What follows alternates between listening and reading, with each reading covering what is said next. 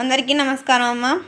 ఈరోజు మనం తెలుసుకుంటున్న అంశం ఏంటంటే 10th class biology grand test 2024-25కి సంబంధించిన టోటల్ క్వశ్చన్ పేపర్ని చూద్దాం. వీడియోలోకి వెళ్ళే ముందు ఇంకా మన ఛానల్ సబ్స్క్రైబ్ చేసుకొని వాళ్ళు ఎవరంటే దయచేసి సబ్స్క్రైబ్ చేసుకొని లైక్ చేసి షేర్ చేసి మీ ఫ్రెండ్స్కు రిలేటివ్స్ అందరికీ సబ్స్క్రైబ్ చేసుకోమని చెప్పండి. నా ఛానల్ని సబ్స్క్రైబ్ చేసుకొని ప్రత్యక్షంగా పరోక్షంగా సపోర్ట్ చేస్తున్న వాళ్ళందరికీ పేరు పేరున ప్రత్యేకమైన హృదయపూర్వక ధన్యవాదాలు. ఇంకా ఆలస్యం చేయకుండా వీడియోలోకి వెళ్ళిపోదాం. ఎగ్జామ్ మార్క్స్ వచ్చేసి 50 మార్కులకు, సమయం వచ్చేసి 2 గంటలు. ఇక్కడ చూడండి ముందుగా మీకు ఇన్స్ట్రక్షన్స్ ఇస్తారు, సూచనలు. ఈ సూచనలు చదివిన తర్వాతనే మీరు క్వశ్చన్ పేపర్లో క్వశ్చన్స్ రాసేకి వెళ్ళండి. 15 నిమిషాలు మనకి ఎక్స్ట్రా టైం ఉంటుంది. మనం టైం జాగ్రత్తగా మీరు చూసుకొని కేటాయించుకొని ఏ క్వశ్చన్కి ఎంతెంత సమయం ఎన్ని మార్కులను చూసుకున్న తర్వాతనే మీరు వెళ్ళాలి. అర్థమవుతుందా? ఇప్పుడు మనం వీడియోలో క్వశ్చన్స్లోకి వెళ్ళిపోదాం. ఇంకా మన ఛానల్ సబ్స్క్రైబ్ చేసుకొని వాళ్ళని దయచేసి సబ్స్క్రైబ్ చేసుకొని లైక్ చేసి షేర్ చేసి మీ ఫ్రెండ్స్కు రిలేటివ్స్ అందరికీ సబ్స్క్రైబ్ చేసుకోమని చెప్పండి. ఛానల్ని సబ్స్క్రైబ్ చేసుకొని ప్రత్యక్షంగా పరోక్షంగా సపోర్ట్ చేస్తున్న వాళ్ళందరికీ పేరు పేరున ప్రత్యేకమైన హృదయపూర్వక ధన్యవాదాలు. ఇక్కడ చూడండి సెక్షన్ 1. ఇక్కడ 1 మార్క్ క్వశ్చన్స్ ఇవి 6 ఇస్తారు, 6 రాయాల్సిందే. మొదటి ప్రశ్న, జీర్ణాశయంలో విడుదలయ్యే ఆమ్లాన్ని పేర్కొనండి. రెండవ ప్రశ్న, జీవ విచ్ఛిన్నం చెందని వ్యర్థాలను తగ్గించడానికి ఒక పద్ధతిని సూచించండి. క్వశ్చన్ నెంబర్ 3, ఇవ్వబడిన చిత్రాన్ని పరిశీలించి F2 తరం యొక్క దృశ్య రూపక నిష్పత్తిని వ్రాయండి. జాగ్రత్తగా స్క్రీన్ షాట్ తీసుకున్నాను. ఒకవేళ అక్షరాలు కనుక క్లియర్ కనిపించకపోతే నెట్ క్వాలిటీ పెంచుకొని స్క్రీన్ షాట్ తీసుకోండి. తర్వాత క్వశ్చన్ నెంబర్ 4, UNEPని విస్తరించండి. 5వ ప్రశ్న, జీవుల్లో వైవిధ్యాలు లేకపోతే ఏమవుతుంది? 6వ ప్రశ్న, ఇవ్వబడిన పేరాను చదివి క్రింది ప్రశ్నలకు సమాధానాలను రాయండి. ఏటీపీ అనేక కణ ప్రక్రియకు ఏటీపీ ఎనర్జీ కరెన్సీగా ఉంటుంది. శ్వాసక్రియ జరుగుతున్నప్పుడు విడుదలైన శక్తి ఏటీపీ మరియు అకర్బన ఫాస్ఫేట్ను ఏటీపీ అణువు తయారీకి ఉపయోగపడుతుంది. తర్వాత ఇక్కడ మనకి ఇచ్చినారు ఏడీపీ ఏ జీవ ప్రక్రియలో ఏటీపీగా మారుతుంది.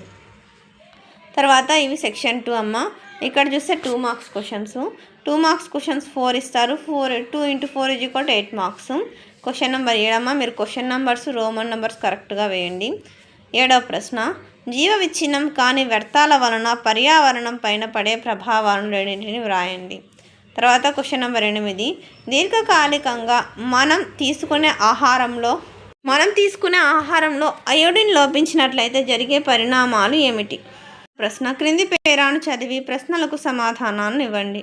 మనం తినే ఆహారం మనకు శక్తిని అందించి పని చేయడానికి ఇంధనంగా ఉపయోగపడుతుందని మనకు తెలుసు. పర్యావరణంలో ఇది పారాగ్రాఫ్ చదివితే టైం వృధా అవుతుంది. మీకు కావాల్సిన స్క్రీన్ షాట్ తీసుకోండి. ఒక ఆవరణ వ్యవస్థకు ప్రధాన శక్తి వనరు ఏమిటి? ఒక ఆవరణ వ్యవస్థలోని శక్తి ప్రవహణమును ఫ్లోచార్ట్ రూపంలో రాయండి. తర్వాత క్వశ్చన్ నెంబర్ 10, మూత్రపిండాల వ్యాధి నిపుణుని కలిసే అవకాశం కలిగినప్పుడు నీవు మూత్రపిండాల ఆరోగ్య పరిరక్షణను గురించి ఏ ప్రశ్నలు అడుగుతావు? సెక్షన్ 3. ఇవి 4 మార్కుల ప్రశ్నలు, 5 ఇస్తారు, 20 మార్కులు. క్వశ్చన్ నెంబర్ 11, స్వయం పోషణ మరియు పరపోషణల మధ్య భేదాలను వ్రాయండి. క్వశ్చన్ నెంబర్ 12, పుష్పం నిలువు కోత పటమును గీచి భాగాలను గుర్తించండి. లేదా అది రాకపోతే బియ్యమ్మ పటాన్ని పరిశీలించి క్రింది ప్రశ్నలకు సరైన సమాధానాలను రాయండి. ఈ పటం స్క్రీన్ షాట్ తీసుకోండి. దాంట్లో 1, ఇవ్వబడిన పటంలోని ఏ మరియు బి భాగాలను గుర్తించండి. క్వశ్చన్ నెంబర్ 2, మానవునిలో పురుష ప్రత్యుత్పత్తి అవయవం ఏమిటి? 3, ముష్కాల ఉత్పత్తి చేసే హార్మోన్ పేర్కొనండి. Question number 4, Roman 4 ఎట్లుంటుందమ్మా? ముష్కాల ఉండే కోశాన్ని పేర్కొనండి. క్వశ్చన్ నెంబర్ 13, ఓజోన్ పొర తరుగుదల కారణంగా కలిగే సమస్య ఏమిటి? 14వ ప్రశ్న, అవయవ దానంపై ప్రజలకు అవగాహన కల్పించేందుకు నినాదాలను రాయండి. క్వశ్చన్ నెంబర్ 15, దిగువ పట్టికను పరిశీలించి ప్రశ్నలకు సమాధానాలను ఇవ్వండి. ఇది జాగ్రత్తగా స్క్రీన్ షాట్ తీసుకోండి అమ్మా. ఒకవేళ అక్షరాలు కనుక క్లియర్ కనిపించకపోతే నెట్ క్వాలిటీ పెంచుకొని స్క్రీన్ షాట్ తీసుకోండి. ఇంకా మన ఛానల్ సబ్స్క్రైబ్ చేసుకొని వాళ్ళు ఎవరైనా దయచేసి సబ్స్క్రైబ్ చేసుకొని లైక్ చేసి షేర్ చేసి మీ ఫ్రెండ్స్కు రిలేటివ్స్ అందరికీ సబ్స్క్రైబ్ చేసుకోమని చెప్పండి. నా ఛానల్ని సబ్స్క్రైబ్ చేసుకొని ప్రత్యక్షంగా పరోక్షంగా సపోర్ట్ చేస్తున్న వాళ్ళందరికీ పేరు పేరుకమైన హృదయపూర్వక ధన్యవాదాలు. సెక్షన్ 4 అమ్మ, ఇక్కడ 8 మార్క్స్ క్వశ్చన్స్. 8 మార్క్స్ క్వశ్చన్స్ 2 ఇస్తారు. 2 × 8 = 16 మార్క్స్.